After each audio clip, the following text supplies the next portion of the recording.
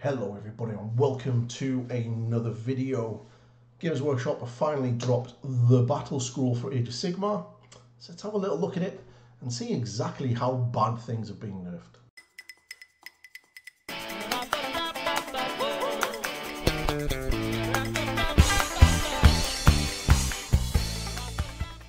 Yes, I'm back. The move is in, so I'm now in the new house. It's a bit echoey, probably. There's a few things that obviously need to be put up and things, so we need to sort out a couple of the volumes and things like this. So this is the first video back. As you can see, I've got lots of stuff over my shoulder. It's all higgity-piggly, but we're getting there. I've got the painting station here. Over the next couple of weeks, probably over the next month, things will slowly start changing. The camera position will change. I want to kind of get the camera so it's kind of looking over towards this direction a little bit. And there'll be a little bit of pieces of sort of like things behind me that you'll be able to see and whatnot. The lighting will get a little bit better, and probably this lamp that's hitting this side of the face I'll probably put on this side of my desk so I can at least light me up. And obviously I'll be getting a pink LED because that's what YouTubers do. But yeah, it's pretty good to be in the new place. Got a nice new desk, got everything set up the way I kind of want it. I do plan on getting a new desk, so again there'll be a little bit of changing, but that's all good. But yeah, left for the waffling about what's going on with me, let's have a look at the Battlescroll, and it's a very interesting one to say the least. So let's have a little look at it. Okay, so the Battlescroll for the Nullstone Cache, February 2024. Now, that should say December 2023, or at least January 2024. But hey, Games Workshop decided to delay it somewhat. And I will pretty much say that this is a significant one to some armies, not so much to others. But we're going to go through that in depth anyway. So there hasn't really been much changed other than, obviously, the pink is changes. So the core battalion are the Wizard Finders of Antor Magical Hunters. You can basically ignore the effects of an endless spell now on a 5+. The battle tactic, Drain the Power, is you complete this battle tactic at the end of your turn if a friendly hero with a Nullstone adornment is contesting an objective that was controlled by your opponent the start of your last turn, which is okay, pretty good. If you don't take wizards, you can take a Nullstone adornment. And you get now victory points, so you can change the fourth bullet point of this one. You score 1 victory point if an enemy wizard unit was destroyed in this battle round. The victory point is scored at the end of the battle round instead of each turn. I believe this is the one myself and my friend Chris played, and it's got like the 2 wizard towers, and you have to garrison them if you kill a wizard unit and all of that kind of stuff. It's kind of a cool one. But yes, either way, they have changed. Now into some of the other changes. Obviously, the Endless Spell, Malevolent Maelstrom, is now got a within 9 inches range. I'm not too sure what that's changed. But we're going to go jump straight into Warriors of Chaos, or Chaos Allegiance at least. So the biggest change here is Hatred of Sorcery. So Khorne, add the following. Each time a friendly unit casts a spell, you must roll a dice. On a 5+, that spell is automatically unbound, which is okay, cool. Mighty King of Nurgle, apparently, according to my good friend Peter, who is a very big Nurgle player, Nurgle are dead to him. So let's see what that means. So the Sloppity Bilepiper, probably one of the coolest rules in the game. My love is like a ripe fart. It's just brilliant. But it has now changed to subtract 1 from hit rolls for attacks that target friendly Nurgle demon units wholly within 14 inches of any friendly Sloppity Bilepiper playing this tune. Now, I believe my love is like a ripe fart is the rule that stopped you from piling in. I do believe that's the right one. I'm not 100% on Nurgle, but if that's not it, leave it in the comments below and let me know if that's right or not. The Beasts of Chaos, so Gauls, their hacking blades and pard hacking blades have got a 2-inch reach, and Zangors have now got a 2-inch reach as well. That is pretty significant. It's always nice to see little buffs to Gauls, because I think there's too many ungauls in Beasts of Chaos armies and not enough Gauls. And I am a big fan of Gauls. Make Gauls great again. Yeah, if I was doing Gauls or Beasts of Chaos for the old world, I would have lots of Gauls. I'm a big fan of Gauls. So Skaven, Flee has changed slightly. So 2 or more friendly Skaven units retreat of this turn for the battle tactic. That's kind of cool, but obviously, you know, there's a lot of changes here for Skaven, and if the rumours are true, then they're going to be getting a host of new miniatures this summer. Obviously, there is a new pitch battle profile for Plague Monks, but they changed the unit size to 20. There is a significant point changes for them. This is really interesting. So a Demon Prince for Slaves to Darkness. Now, I'm going to bring the app up and we're going to have a little look at what this is. Because Demon Princes, when I had Slaves to Darkness, when the book first came out, I was not impressed with Demon Princes. They were pretty abysmal, to say the least. Now, the app is probably being updated now. Yes, it has. They have updated the app. So, but the app now, Demon Princes now have the Axe and the Hellsford Sword now has 7 attacks, and the Malefic Talon has 12 attacks. Now, that is some serious amount of buff to its combat output. Before, they were a wet fart. Like, literally, they were really bad. So, yeah. This is definitely needed. Would I take a Demon Prince? Maybe. Now that it might actually be able to do something in close combat. Now, you've got to remember that looking at their profile, there you get to choose. So you have either the Axe and the Hellforged Sword or a Talon. In addition, it has the trophy. So you get one of them. Now, the sword and the sword is 7 attacks now with a 2-inch reach. Hitting on 3s, wounding on 4s, -1 rend, D3 damage per hit, which is pretty good. 7 attacks is not bad. The axe, I still think, is pretty much the weapon that you're going to choose. 2-inch reach, 7 attacks, hitting on 3s, wounding on 3s, -2 rend, flat 2 damage, which is kind of nice. The Talons, obviously 12 attacks, 1-inch reach, 3s followed by 3s, no rend, but 2 damage. So I think between the Axe and the Talon, you've kind of got to go, do you want that -2 AP or do you not? Now, obviously, the sword does inflict more wounds for any 6s to hit, but I don't know. I think the fact that it's D3 damage has always put me off. I quite like the flat 2 damage. The 2 rend is really good. So for me, I would definitely go for the Axe on this one. So next up we have Disciples of Tzeentch. So obviously the range of the Ravage blade and the paired blades have got to up to 2 inches, and the pitch battle profiles for the horrors of Tzeentch change the battle line if the issue contains no blue horrors and no brimstone horrors. If the unit contains no pink horrors, change the points cost to 120. If this unit contains no pink horrors and no blue horrors, change the points cost to 80. So there's a couple, again, horrors, pink horrors are just a bane of the existence. They've never really been able to get these things right. And yet again, we see another little change on how to bring them. Okay, so order. Oh my God. Right, so let's just get into this. Vanquishers have had their Celestial Greatswords increased to 2 inches. That's nice. Seraphon players, you've had a little bit of a change here.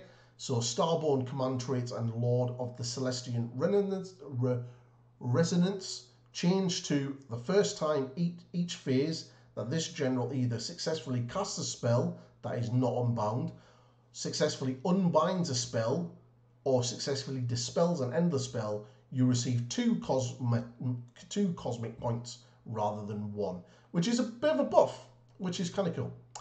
Croxigores and Croxigore Warp Spawns have gone up from 4 to 5 wounds, which is amazing. Absolutely amazing. Now for Cities of Sigmar, and we're going to go into the Cities of Sigmar FAQ separately because there is some pretty big changes and clarifications for Cities of Sigmar. And as a Cities of Sigmar player, we're going to be talking a lot about them. So first things first is the Alchemist Warforger Blazing Weapons has been nerfed to the ground. While a unit has blazing weapons, each unmodified hit roll of a 6 for an attack made by that unit with melee weapons causes 1 mortal wound to the target in addition to any damage it inflicts. So no more ranged weapons are getting mortal wounds.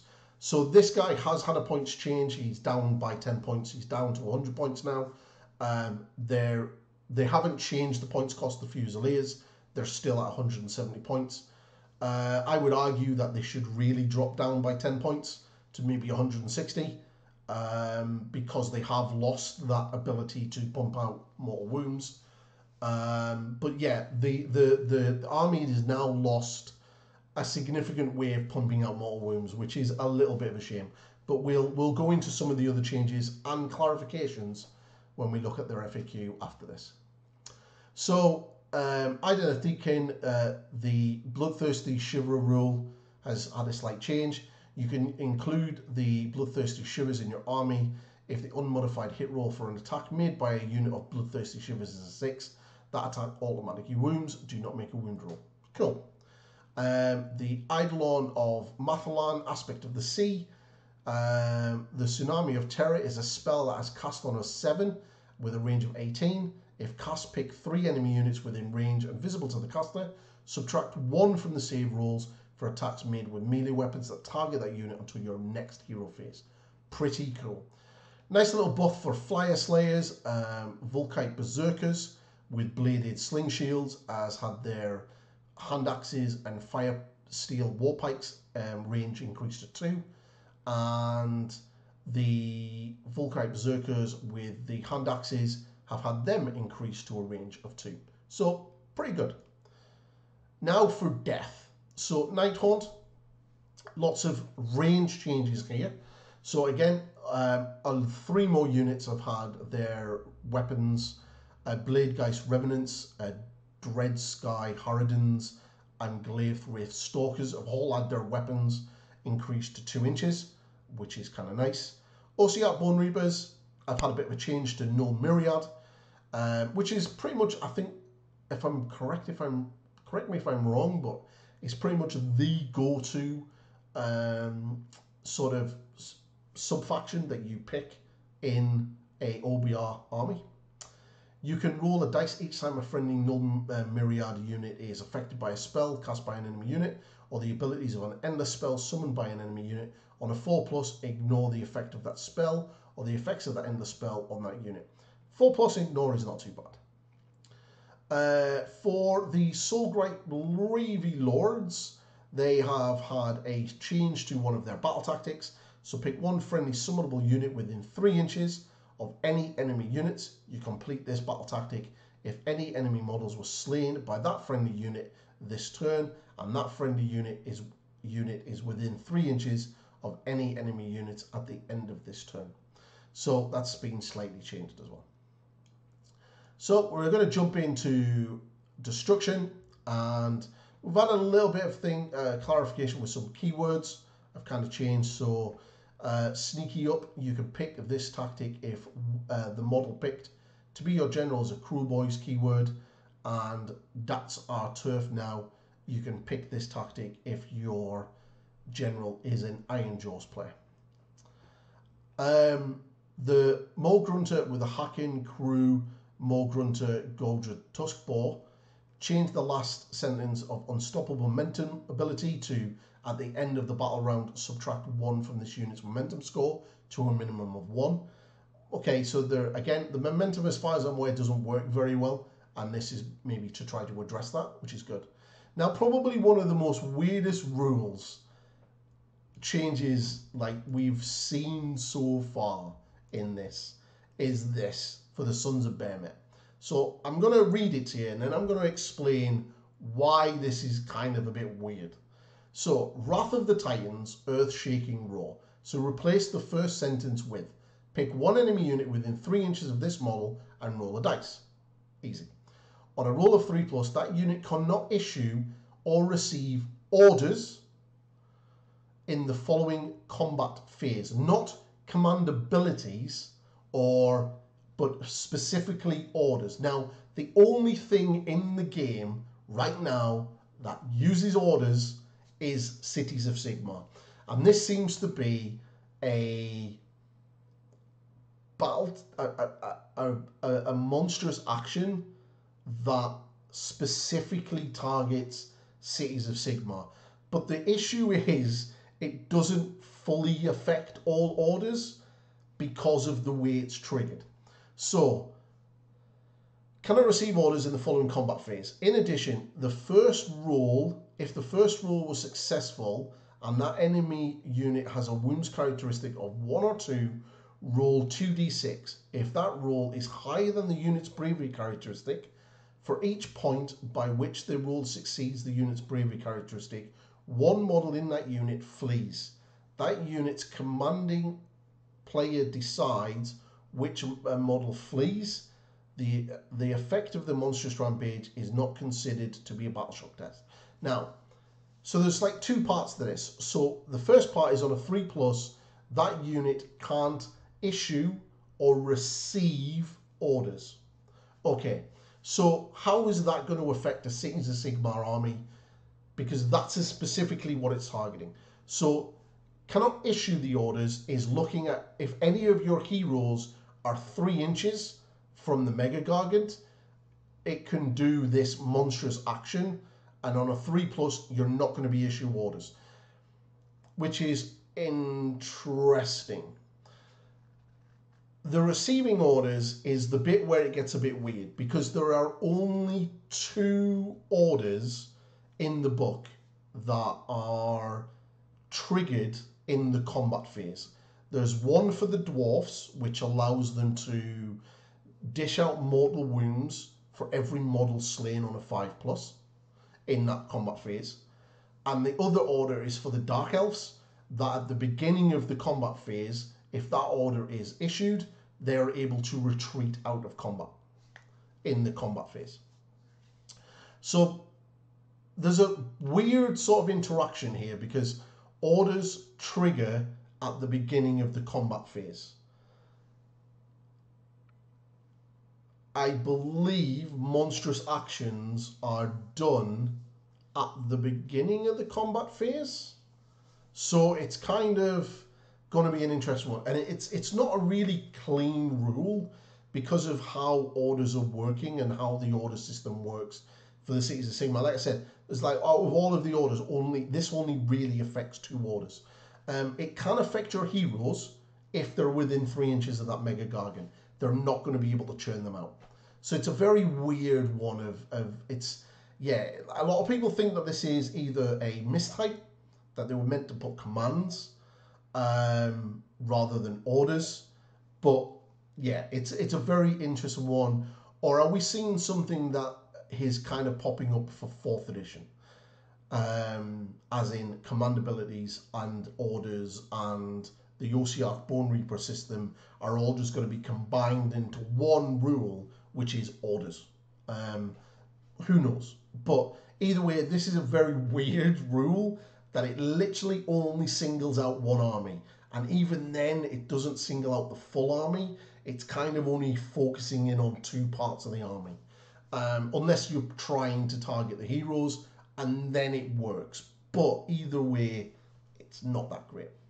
So we're going to go into the points. So there's a lot of additional point changes, but I'm just going to jump on the Cities of Sigmar straight away because I'm a Cities of Sigmar player.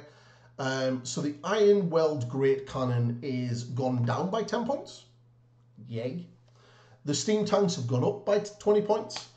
The Arc Knight Warpforger, because he's lost the mortal wounds, has gone down by 10 points.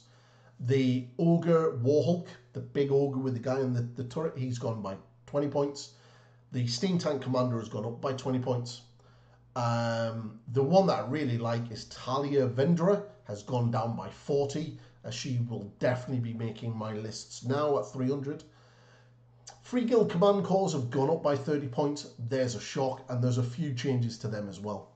And the wild corpse hunters have gone down by 10 points. So as you can see, there's a lot of points changes. So, you know, if this is your army, go and run your army now through Warpscroll Builder and subtract the differences.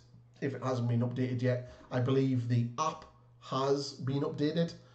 So you'll be able to use the app to create an army and see what your list has changed or not. But what we're going to do is we're going to flip over to the Cities of Sigmar FAQ and actually have a look at some of the changes and clarifications that are there. Okay, the Cities of Sigmar FAQ, and I'm only going to focus on this one, obviously because I'm a Cities of Sigmar player. And there are some significant changes in here that I obviously will affect how the army plays. So, obviously, there's some interesting questions.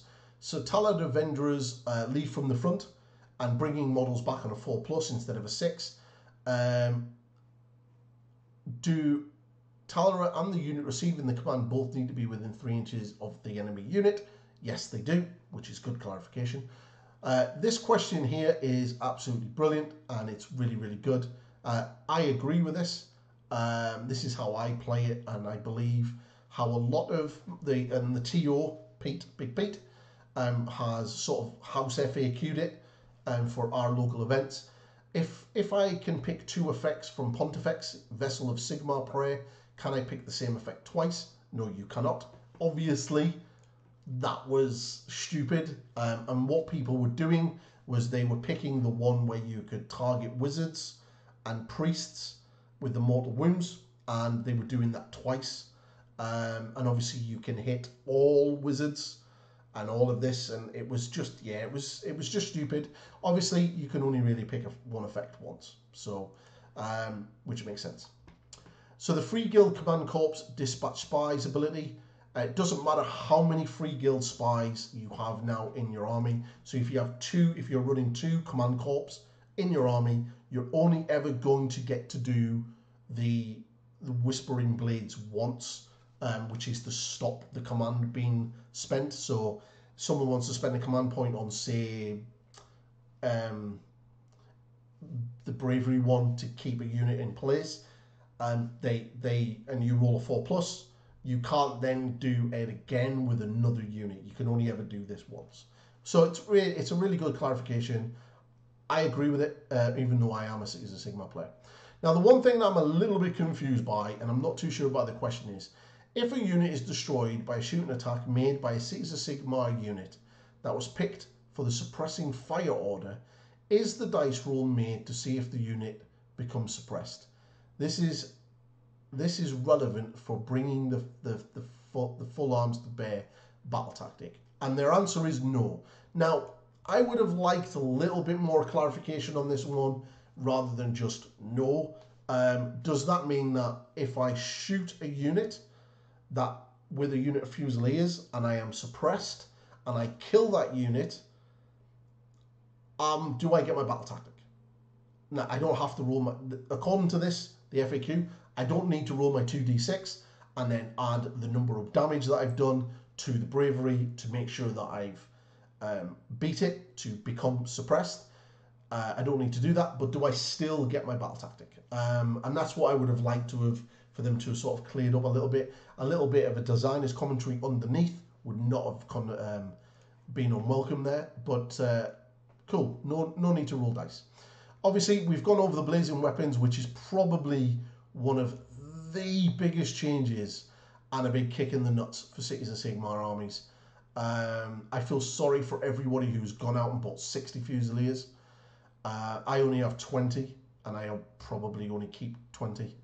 But it's a real kick in the nuts to anybody who has bought 60. No mortal wound output now for cannons and Fusiliers, which is a big shame. But maybe it'll also open up some other builds, like a cavalry build, more Griffins and something like that. So hopefully we'll be interested to see what different wizards people take. So the Wild Corp Hunters Hidden and Dangerous rule change In addition to improving the range characteristic of this unit's missile weapons, while all of the models are within 1 inch of terrain, rather than just being in the terrain. And that's basically it. So there are some big changes there.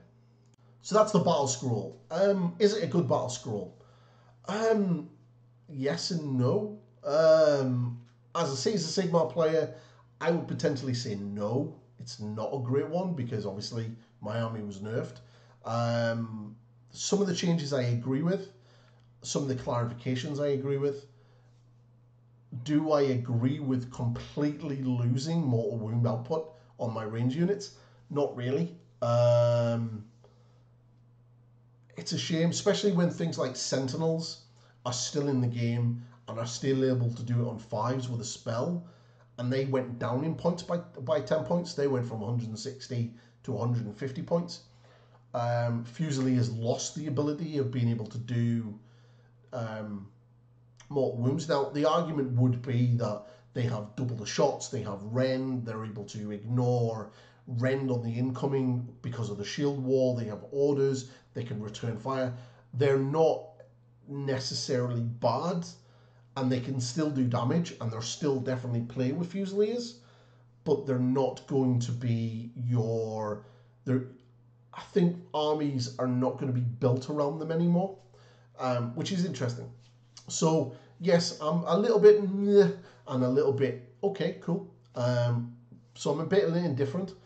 One thing that I am excited about now is that the Warforger is kind of now a model that I have in my collection that I'm not necessarily going to be taking every single game.